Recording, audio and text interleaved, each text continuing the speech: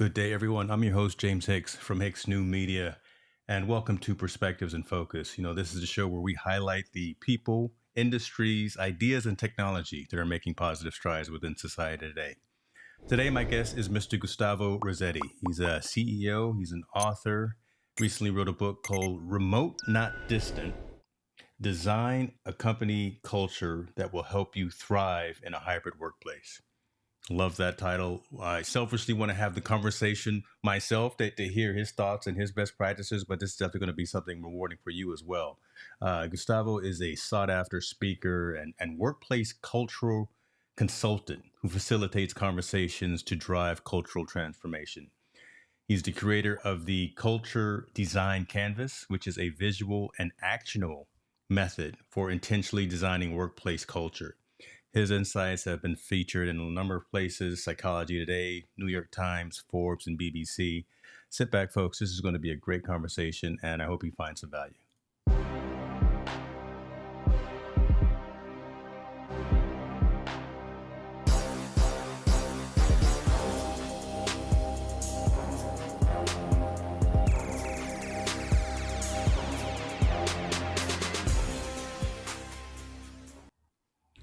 Mr. Razzetti, coming from the Windy City, which is not only windy, but we can talk about that too, right? Chicago.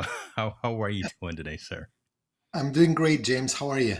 Fantastic, Nice fantastic. to Look, join you. I'm like I said in the monologue, selfishly looking forward to this conversation myself because uh, I'm in the enterprise technology field, and we talk a lot about now coming back to work, working remotely, the hybrid workplace, and things of that nature. So the topics, the subject matter that you have within this book, and kind of what you do at Culture Design Canvas is incredibly fascinating to me. So, but before we get in that, I gave the 35,000 foot level kind of presentation overview of who you are. I always like to have folks tell their origin story themselves. So, if you don't mind, if you can go into that, sir. Who is Gustavo Rossetti? Okay, where do I get started? I mean, from a personal standpoint, the thing that defines me the most is I like cooking. And when I say cooking, I've been cooking since I was 12 or even younger. And I like to cook cuisines from all over the world. So I don't have any particular preference. And I learned that and apply the same skill that give me a couple of ingredients and I'm going to improvise something. And I've been using that approach in my personal life, in my professional life. So I worked for over 20 years in marketing and communications. I was a leader myself, and at some point I realized, hey, I I need to focus on the culture side of business because companies don't lack ideas, they don't lack solutions. What they lack is a culture that's conducive that helps those ideas see the light of day. That's why I started my company 6 years ago, and here I am. Awesome. Now, I will admit, first when you first said that, I thought you said cocaine. So I was like, wait a minute. He's like, cooking, or like, so you don't know what kind of show you're going to come on here, right? You said cooking, and I Exactly. said, wait a minute. Gustavo said he likes cook. Wait a minute. You told me to be honest, and I And, can be. yeah, wrong kind of show, wrong kind of show. Mhm. Yeah. Man, I really like that, right? And speaking of culture, right? So I gave HP 20 years of my life. I gave Apple 10 years of my life, and those are two companies that really speak highly of driving culture, right? Speak highly of individual worth and things of that nature. Being able to be a quality corporate citizen, a quality citizen amongst themselves as well. But let me ask you, why did you feel that company culture amongst individuals, amongst the employees and employers, was such a something that you needed to tackle yourself?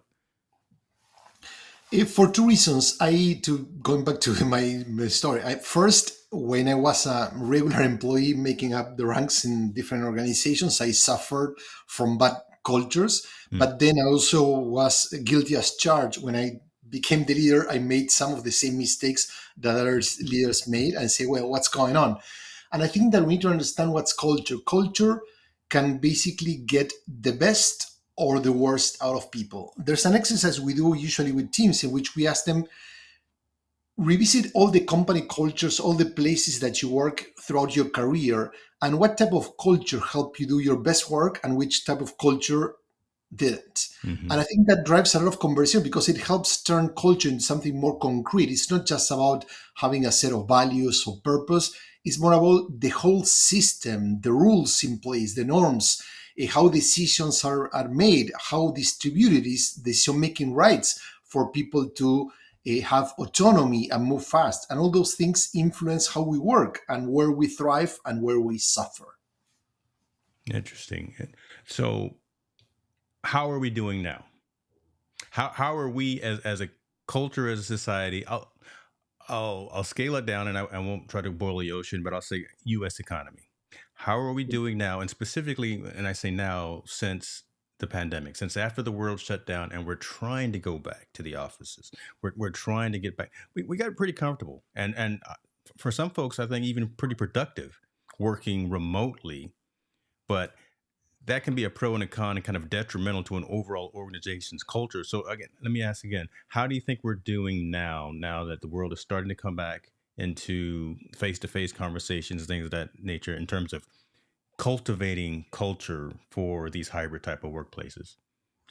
I think we're doing not so good, but not as Hmm. bad as many media are trying to portray. I mean, when people talk about going back to the office, it feels that the pendulum is moving from one extreme to another. But the other day, for example, the New York Times published an article that shows that there's so much empty office space in New York that you could actually put 26 Empire State Buildings there. So we're talking about 26 skyscrapers empty of office space. So people are not returning to the office as fast as some people like us to believe for many reasons. First, teams, to your point, have demonstrated that they can work as productively, if not more, when they have flexibility. Mm, There are many benefits yeah. for flexibility for women or people that are caregivers, for different minority groups or underserved groups that feel safer working from home, but also need that flexibility.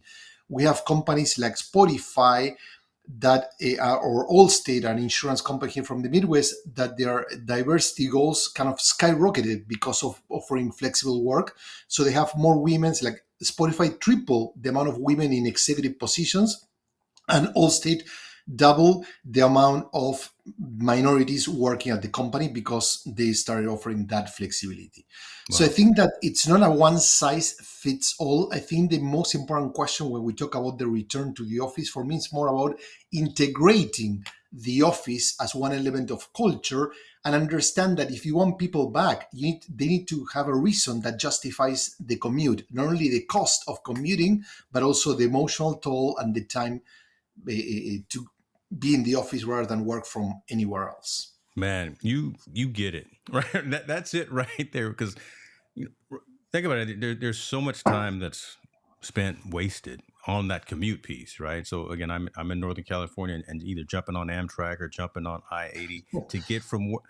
Okay, see, this could be a whole counseling session for me, Yeah, I because know. I am I am much more productive of either starting the day earlier and having shorter gaps that I don't have to allocate for travel, that I don't have to allocate for traffic and things of that nature. But I ask and I wonder if that's a good thing, right? Are we now, even though we're hybrid and we can be slightly more productive, are we at a detriment to ourselves because we're limiting that gap that we have, right? In terms of, I can be available from 5 to 6 to 7 to 8 to 9 o'clock a.m. as opposed to 45 minutes to breathe and listen to the radio while I'm commuting. You know what I mean? Are we Yeah, over rotating now that we have this capability, now that we have this option of being more flexible and being more hybrid? I think it all depends on who you speak to, but I always want to look into actual facts and research to basically explain what's happening. And many studies are showing that people that are working either fully remote or in a hybrid arrangement, they are working close to 1 hour more per day. Mm, Okay. mm-hmm. So they are more, from a company standpoint, hey, they're putting more time, they're being more productive. That's a different conversation if they're productive or not. However, on their hand, because they are saving commute time and other stuff, people are investing more personal time. So I think that we're in a, when well handled, we're getting the best of both worlds. People are spending more time in cooking, exercising, going for a walk, hobbies, whatever, but also they're working more. So it's a good win-win for both the Yeah. individual and the organization. And that's why I'm struggling to understand why some leaders are so upset they want people full time in the office. My point is, we shouldn't see working remotely and working from a physical same environment as opposites. We need to integrate them both, and we need to understand when does it make sense for people to get together and when do we need people to work remotely. For me, the solution is not work 3 days from the office, two from home, because it's kind of recreating the 9 to 5 rigid schedule, Yeah. rather than Yeah. let's let the work dictate how we work. If we are working in a huge project that requires innovation, requires creativity, maybe we need to spend the full week together, not just a couple of days. But then maybe next week we don't see each other, and that's fine as well. Man, listen. I'm gonna bring you down here to Silicon Valley, and I'm just gonna throw you into a handful of conference rooms and let you have this conversation because that's good stuff. Let me ask you this, and now I'm going slightly off script, but I'm wondering the advent of hybrid work, the advent of post pandemic Teams, WebEx, Zoom, things of that nature. Your thoughts on are we using that too much? Have we gotten to the point where we rely and we're so comfortable now? Again, just using remote technologies as opposed to again wanting to meet someone at an office or at a coffee shop. Do you see kind of a decrease in that face to face personal communication and engagement amongst the workforce now that we have Yeah, all these other technologies that are available for us to communicate with? definitely. I think that we are becoming too technology dependent, right? And that's not good, because once again, many of the issues that we have in terms of collaboration are people problems, not and technology accelerates both the good and the bad within a team. So we need to watch out. One thing that happens even when working with teams remotely, we always try to bring back the physicality. Sometimes we say, hey, we're not going to use Mural or any other collaboration tool. Bring a piece of paper, write something, share it to the camera, or sometimes working with the cameras off so people can reflect and have some time to think differently, to move, having a meeting, walking, so people can experience that physicality and not being always through technology, the way we interact with each other. So if you did have that opportunity, let's just go ahead and throw that out there and say if you got on a plane, got on United and flew from Chicago over here to Northern California, and you had an opportunity to sit down with 20 top executives, regardless of the industry, and say, you're doing this, whatever this is, X, Y, and Z, you're doing this wrong, Yeah. right? How could they manage hybrid work, hybrid employment, hybrid teams better and be more productive? What would you say? Two, three things that you would say to those executives of how they can manage their environments better? The most important thing I would tell them, or I tell my clients, is stop trying to dictate how the team should work. Stop thinking in Mm, one size fits all, because every team has different dynamics. So, and every person is different. So, for example, sales, maybe you need to spend more time working with your customers. You need to visit your customers. You need to stay. So yeah. maybe the sales team need to see each other more frequently than other teams. If you work in operations or back office, I think it's important to stop trying to dictate a one size fits all approach and let teams define how they want to work based on the nature of their projects, the type of work they do, the type of people they serve. So it's a top down approach as opposed to again a lot of times we have these shadow organizations. We have the invisible dotted lines where Yeah. Gustavo, you're the team lead or you're the most senior person. We're going to follow and do what you do, as opposed to what the manager sitting in the corner office. Do you believe that the core unit of the tactical team, right, the actual folks Yeah. doing a lot of times the work, should they lead in terms of how that should be established? Just go in, not have a mutiny, but go in and have that conversation with leadership, or should leadership lead by example in terms of how that hybrid team could work most effectively? I think we need to, rather than a top down approach, we need Mm, to create one that's in or out. So let the teams decide. But also, for example, even within teams, we have let's say chief CTO or CMO, each leader are detecting how their teams work, but no one thinking in cross collaboration. So we're thinking like Mm. we're increasing the silos, but having rules that apply my department, this department, rather than, okay, if we're all working, you and I are working the same project, we need to define how we work together, regardless if you are from marketing, I'm from sales or operations or tech. Okay. And that would work again regardless of industry. I guess because again I've got decades or so in the enterprise technology Tech. field and dealing with engineers a lot of time. Well, we're kind of crazy bunch. But dealing with Yeah. maybe a manufacturing plant or accounting firm. Do you see a different type of a conversation depending on the industry about building effective hybrid teams and hybrid workplaces? Definitely. The big question, first of all, it's like in many industries, many leaders thought, oh, we cannot adopt remote or flexible work. Hmm. People have find a way to do it. But also, even if you work on the technology side, don't assume that everyone in the tech industry wants to work, for example, remote. There are younger people that like to work, have visibility to learn from observation. So I think that the career path in which you are also dictates your preferences. The industry definitely changes. One thing that's funny, it's we work with lots of manufacturing companies, not only tech, as a consulting firm, and in manufacturing, people have flexibility because people work different shifts. They're used to managing people working different schedules, so they're used to a more complex kind of world than those that work in typical office or HQ kind of settings. Got you.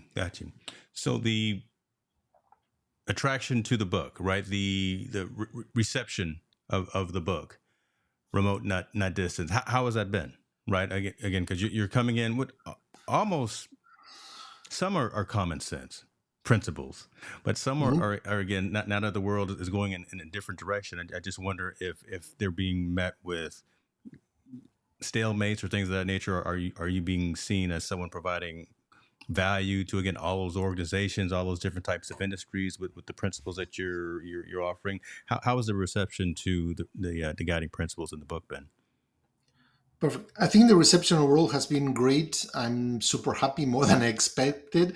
And the most important thing is I'm not trying to sell a model. And I think that's something that people Mm, appreciate a lot. So I'm presenting like a roadmap for companies to rethink how they want to operate. There are certain steps, but also I'm providing options. So for example, when it comes to hybrid models, I present five different hybrid settings that people can choose from with the advantages. These are based on their industry, based on their approach.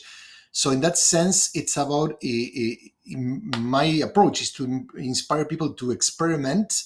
I have a lot of tools that are easy to use, tips, facilitation guides, a lot of activities that people can adopt within their organizations. And it's for them to try them and see which one stick, which one works, mm. and which one shouldn't be adopted by any means. So it's every leader should define their own journey, and that's the most important thing. I think the media keeps talking like it should be what's the right model, like it's a one model that's going to work across all industries, across all size of companies, across all types of leadership, and that for me is what's wrong. No, I love that. Just common sense, just right to the point. That's exactly what I was hoping to get from the slightly convoluted question that I asked. So and I'm not going to ask you to give all of those steps and all of those practices and all of those examples. We're going to save that for folks to go get the book. We're going to tell folks to go get the book, and I will leave a description to the book off of Amazon, so folks can go get that. Listen, you got the Kindle version. See, you need to do an audiobook. I'm huge on Audible now. Yeah, So if you did an yeah. audiobook and you I would already hired read, a firm to take care of that. They're working on it. man, listen, that would be I'll on let you my know. I send you that a would be copy on for my sure. gym Yeah. playlist, next month right there. So that would be pretty cool right there. But no, I will definitely make sure that this is in the description. And congratulations to you. I see number one bestseller in office management in the category of office management on Amazon. Um, let me ask this: where does your firm fit in? So where does Culture Design Canvas fit in? How do they are they Do they work together? Are they slightly separate, slightly equal? What kind of things do you provide from that perspective as opposed to the book itself? I think in the book I share a lot of tools and processes and learnings because there's a lot of I interviewed a lot of people, so it's not just my point of view. There's a lot of professionals, Hmm. teams that have been struggling with different work scenario, teams that are experimenting. One thing that for me it's important that I showcase some companies that are not even the traditionals. It's not just tech companies that we all know, like you mentioned Apple. Of course, we talk about Apple, but for example, there's other organizations like Fannie Mae, a Hmm. government-based Yeah. company that feels boring, whatever, but they've been disrupting how they operate because of the pandemic. And I share their examples. Our firm basically uses some of the principles that I share in the book. And what we do is three things. We offer training. We have a lot of classes, master classes, and workshops for people who want to learn the different tools that we have so they can adopt them and use them in their organizations. We also do a lot of team upsides workshops for leaders specifically and senior executives. And lastly, we do consulting. So there are firms that try to revamp their culture or they're trying to redefine how to their come back to the office should look like and things like that. So they hire us a regular consultant to help them design that journey. Awesome. What has been the biggest challenge coming back to the office that, you know, companies that hire you to come in and do the consulting, right? Do the culture design, do the culture assessment. What's kind of probably the one, two, or three top things that leaders and executives are saying, this is my biggest challenge today of building out an effective hybrid workplace. And I keep talking about post pandemic. Eventually, I'll get out of that. But again, that's still unfortunately that's a reality. But what's the biggest challenge that you're hearing a lot of leaders talk about? The point is, we have like three phases, right? You talk about pre-pandemic, the pandemic, and post-pandemic. So before the pandemic, there was a way in which most people didn't question how they work, Mm, and it was a given, and we all copied what we learned from our previous jobs, from our own leaders. Then the pandemic forced everyone to adopt a remote work, disrupted how we worked, and people were not prepared. Very few companies had the technology, the expertise, the policies, and many other stuff to adapt to that stuff. So people were able to figure it out first without resources, then they started learning and acquiring resources. And now we have a choice. So leaders have a choice to say, hey, now that we can choose based on what we used to do and what we did during the pandemic, what are the best practices from each world that we mm, want to take to the next world. And that's the biggest challenge. Many leaders want to go back to how things used to be. Many employees want to stay with the same practices they had during the pandemic. So we have a very big divide. We have leaders and employees feels that they have different things, and for me the issue is like we don't have the right conversation. We are not asking ourselves the right question, which is how can we do our best work, what are the conditions that are going to help our teams do the best work. So now it's more of a power struggle between leaders and people, and it's not getting nice or nicer by the minute. so you will always have something to do. Yeah, you will not be bored in this niche of consulting workshops and training that you've carved out for yourself. I love that. Uh, For sure. I, I guess finally let me ask this because that was kind of a tail into a question that I had about companies maybe just getting started with thinking about hybrid work and what could they do and what kind of advice that you would have for them. And that kind of was answered there. But how long do you think we'll be in this mindset or mode of even considering hybrid work? Do you think will be having these conversations short, mid, and long term, 1, 3, 5 years down the road, or will we completely do a 180 and go back to all hybrid? Completely tell everyone if you want to work for this company, you're going to come in the office. You know, what are your thoughts if you had that crystal ball, that magic 8 ball about what we're doing from a hybrid workplace perspective? To be honest, I think it's going to take more than 3 years to settle, if it settles. And there are two things. I think that before people start talking about a potential recession, especially in the US, people felt that they have all the power, so employees were dictating the terms, so to speak. When we started talking about, hey, there's a recession coming around the corner, then leaders took back to, no, I'm going to become more strict and be more autocratic, if you wish, about how things should work. We still haven't seen that. I mean, that employment had went down actually last month. So I think that we're going to see a lot of recalibration, because companies that felt that they have more power, they're seeing that the best talent still have the choice to go where they want to go. So it's going to take a lot of time to find what the new model looks like, for sure. Again, you are going to be busy for a little while. Listen, that's good stuff, right? That's good. So again, I'm a technologist, and I notice things. I notice so I got to ask a technology question, and I noticed the AI tracking on the camera. Which camera are you using right now to It's a move? Lumina camera. It's That's really a good good. one. It's Okay, tiny. Yeah, it's really good. And yeah, I because when love I'm it. presenting, I like to move, and the camera kind of follows me. And that's Yeah, you get your yeah, stand hours too, right? On yeah. your Apple Watch. So that's good stuff. Um, Gustavo, this has been a good conversation, man. Again, I think I wanted to be clear, concise, and I wanted to hear your thoughts in terms of what you provided in the book, what your company does in terms of the consulting, the workshops, and the Mhm. training activities, things of that nature.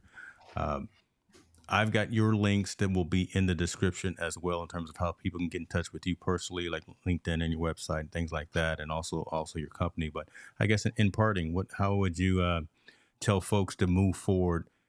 Uh, the individuals, so the employees, how would you tell the individual employee to consider progressing forward as they consider hybrid work environments?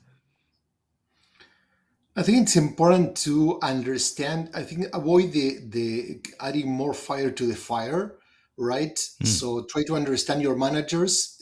I mean, it's not that managers are saying, "Hey, we want to do this just because they want to." Some may, and try to engage in a conversation. And it's, don't make it about yourself. I would say, like, your personal preferences matter, but what matters the most is what's good for the team. So if you're going to have pushback, if you have requests, put those requests in the context of how your way of working is going to help the team. If you make it all about yourself, then your leader is going to feel, oh, this feels like completely entitled, complete selfish, I don't care, right? So connect how you want to work with how it's going to help the team do a better work or job.